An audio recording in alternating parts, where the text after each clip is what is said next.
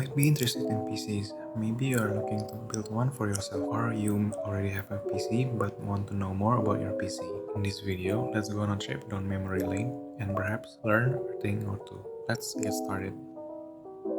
I got my first PC in early 2018. I saved for almost 2 years at that time. I researched the PC part for a while, watching hardware reviews from Linus Tech Tips, Random Gaming in AHD, and other tech tubers. After careful consideration and the stars were all aligned, I went to a popular computer store and got my first PC.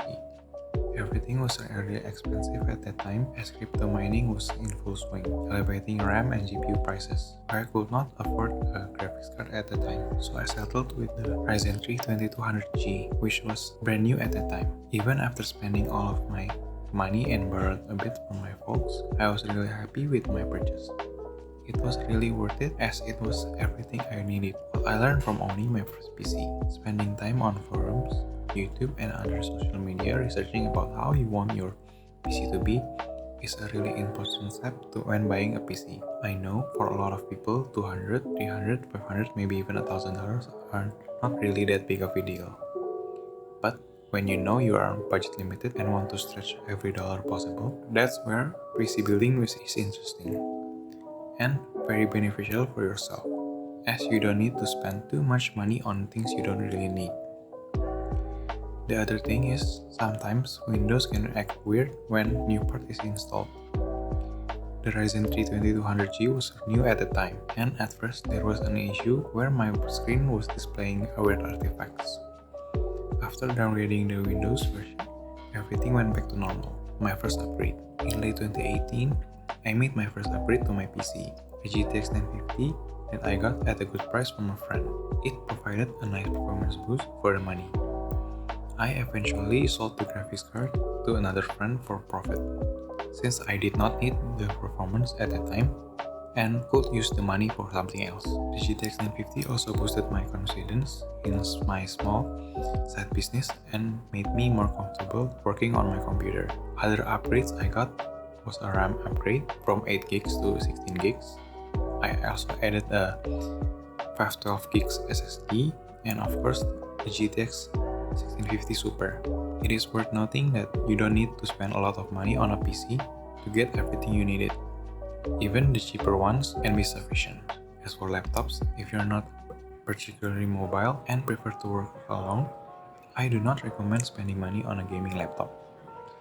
Gaming laptops can be disappointing in terms of performance and can be inconsistent at times. Plus, their size and weight can be a problem. However, if you already have a gaming laptop, be sure to take good care of it, which leads us to maintaining PCs. Maintaining PCs and laptops is generally quite simple. Here are some tips I've learned along the way. First is to regularly clean the surface under or around your laptop or PC. Then, check for driver updates and Windows updates. Don't forget to run Defragment and Optimize Drive regularly if you are still using the hard disk drive. Next is to run sfc scannow or chkdsk commands. The fifth one is to clean the fans and intakes on your laptop or PC.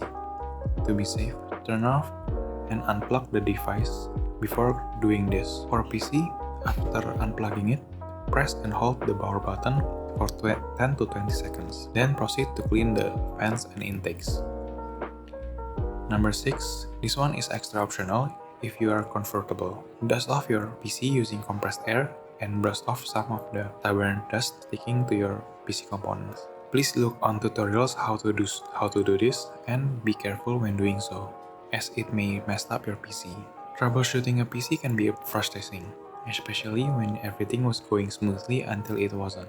While these troubleshooting tips may not always fix the problem, they are a good place to start. First is to check if everything is properly plugged in. Next, to make sure everything is turned on, your power supply, your power strips, or UPS. If the problem persists, try resetting your RAM.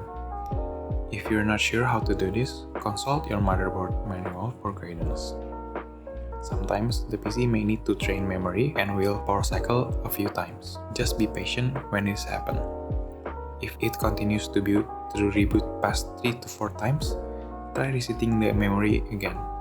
and ensure the RAM sticks are fully seated in. If that doesn't work, try finding the CMOS battery or using a button or jumper if your motherboard supports it. Again, consult your motherboard manual for guidance. Changing the CMOS battery may also help, but information on this is limited. I might have to do further testing to test this theory. If the problem persists despite trying all of the steps above, consider seeking help from an online forum, such as LTT's Discord. The last but not least part is the most important part in my opinion. If your PC suddenly turns off, it is important to be cautious. It may be a good idea to have your power supply checked, as sudden loss of power can be caused by a faulty power supply. One symptom of a faulty power supply is very loud coil whine coming from the unit. This is not the usual coil whine that is audible when your PC is specifically cooled or if you get too close to it. This one is much louder and can be heard clearly even from a distance. If your PC in this state, it may stop for a moment before cutting power to the entire system. Do not turn on the PC this occurs, as the power supply may blow up and potentially damage your processor and motherboard as well. Another thing to keep in mind is to be careful when cleaning your PC. A slight accidental step to your motherboard or other PCBs could dislodge components from the board.